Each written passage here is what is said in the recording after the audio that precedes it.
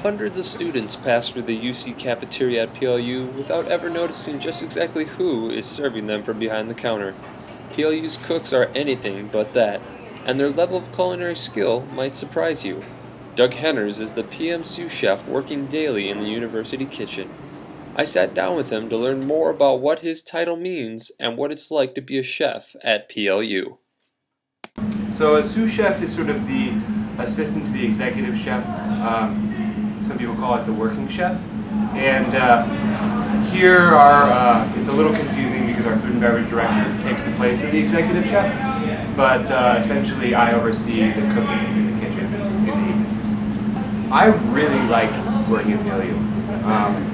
Mostly, I think what's really great about PLU for me is largely I'd say it's the students. They're really fun, they're really humorous, and it's really nice to work with the same customers on a daily basis. Well, I moved to the Tacoma area about, just briefly before I got this job, from the St. Louis area, and I had been working there at a Ritz-Carlton.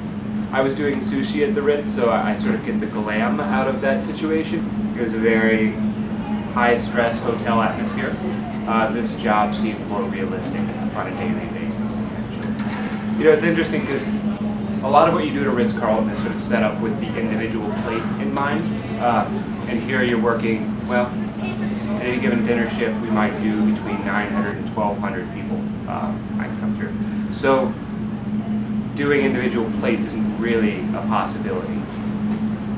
Funny enough, what we do cooking-wise is almost identical to what I would do at the Ritz-Carlton. The products we use are identical, but it's really difficult to convey that whenever you're serving at a very large, trough-like object rather than onto an individual plate.